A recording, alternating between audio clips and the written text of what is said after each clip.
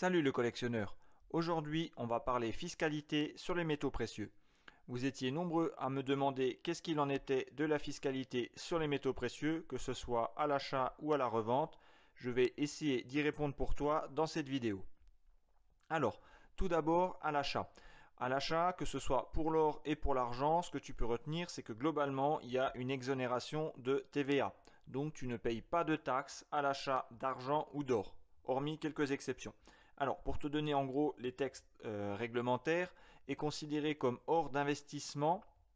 Donc tout ce qui va être or sous forme de barres, de lingots, de plaquettes avec un poids supérieur à 1 gramme et dont la pureté est égale ou supérieure à 995 millièmes. Et tout ce qui va être pièces avec une pureté supérieure ou égale à 900 millièmes frappées après 1800 et qui ont pu cours légal. Pour l'argent, c'est à peu près la même chose. Donc toutes les pièces en argent qui ont cours légal au jour d'aujourd'hui ne sont pas taxées. Et pareil, tout ce qui est argent, pièces en argent démonétisées, pas de taxes à l'achat.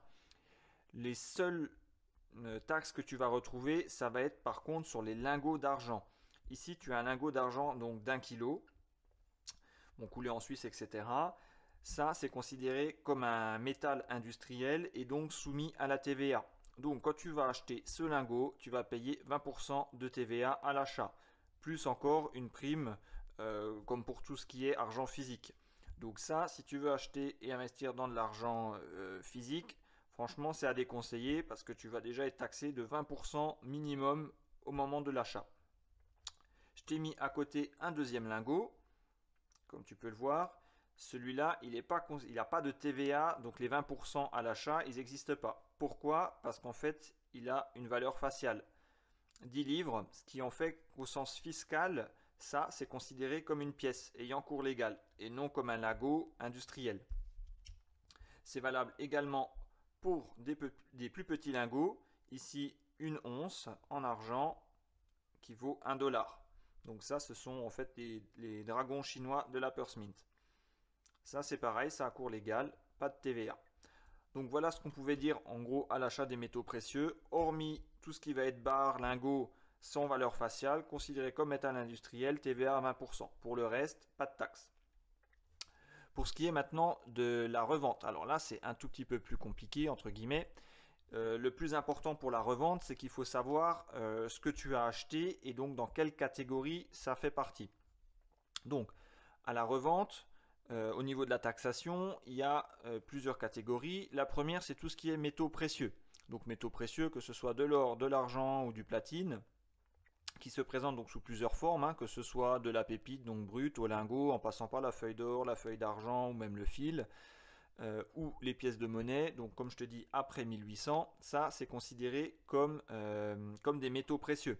Donc métaux précieux, c'est par exemple pour les pièces françaises, des anciennes pièces de 10 francs Hercule, pour tout ce qui est les 5 francs belges, les 5 lires italiennes, les 5 francs Hercule, toutes les pièces en gros démonétisées après 1800, que ce soit allemandes, belges, etc. C'est considéré comme des métaux précieux. Je te parlerai après de la taxation là-dessus. Ensuite, tu as les jetons qui sont considérés au niveau fiscal dans une catégorie à part. Donc, qu'est-ce que c'est un jeton? En gros, c'est une pièce qui a l'aspect ou les propriétés techniques, mais qui a été frappée et mise après que la pièce officielle ait été démonétisée. C'est le cas, en gros, des 20 francs hors Suisse pour la L 1835, donc le L pour lingot, et pour les années 1945, 1947, 1949. Elles ont été frappées et mises après que les 20 francs hors Suisse aient été démonétisés. Donc au niveau fiscal, elles ont une catégorie à part. Ensuite, tu as tout ce qui va être pièces de collection, donc est considéré comme pièces de collection toutes les pièces qui sont frappées avant 1800, que ce soit pour de l'or ou pour de l'argent. Donc c'est principalement tout ce qu'on appelle les louis d'or, donc Louis XV, Louis XVI, Louis XIV. Ici, je te remets un double louis d'or de Louis XVI. Pour rappel, ça c'est à peu près 15 grammes d'or. Ça, c'est considéré comme une pièce de collection, malgré que ça contient beaucoup d'or. Idem pour l'argent.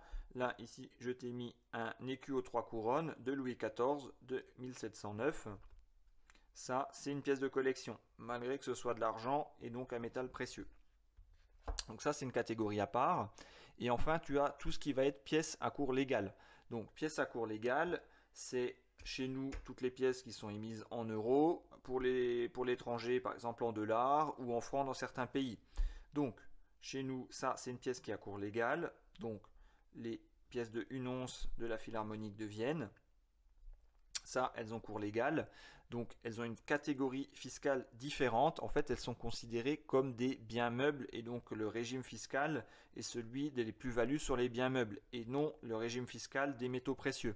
Donc ça, tu vas voir que ça change quand même un petit peu la donne concernant la taxation. Ensuite, comme dit, tu as tout ce qui va être les pièces de 1 once, que ce soit les American Eagle, les Britannia, les Buffalo, les Krugerrand, Maple Leaf. Je t'en mets d'autres qui sont un peu différentes. Là, ici, tu as les éléphants de Somalie. Donc là, 200 shillings. En Somalie, c'est la monnaie qui a cours légal. Donc ça, c'est pareil. C'est une pièce à cours légal. C'est catégorie plus-value sur les biens meubles. Ici, je t'en mets encore une différente en francs, sauf que c'est pas le franc français, c'est le franc CFA, donc de Centrafrique. Donc là, du Congo. Donc cette pièce, pareil, elle a cours légal dans le pays où elle est émise.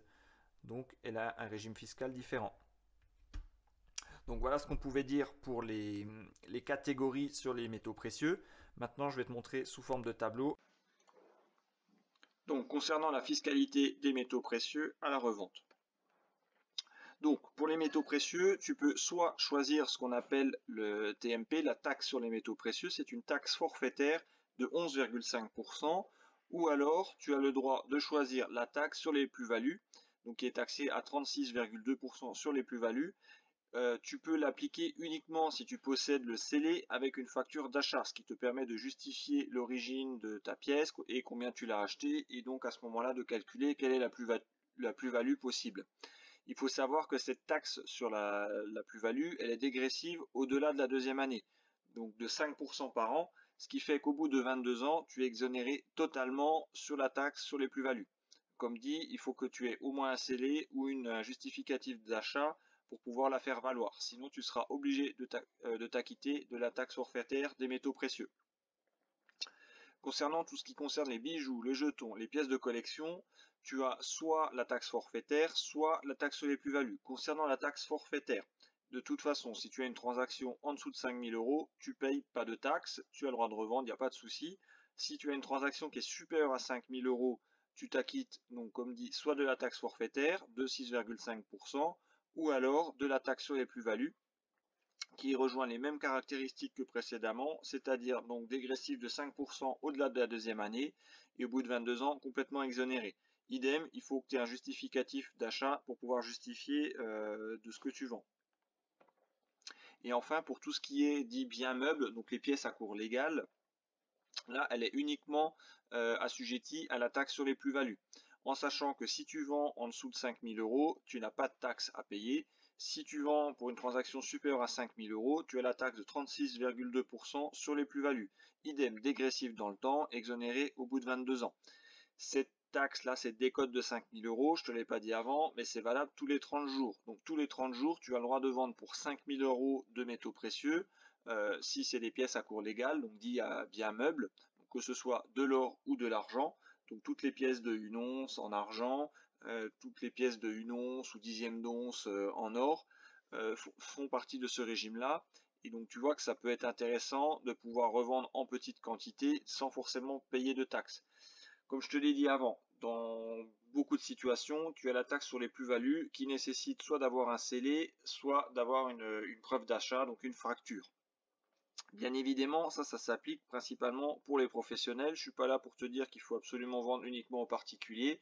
Tu es quand même tenu, en tant que particulier, de déclarer tes plus-values ou la vente de tes métaux précieux au niveau d'administration fiscale. Si tu vas chez un professionnel, tu n'auras pas le choix. S'il ne sait pas, il te fera payer de toute façon les taxes forfaitaires.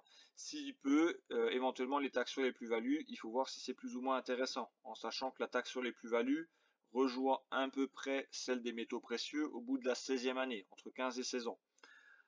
Voilà ce que je pouvais te dire concernant la fiscalité sur les métaux précieux.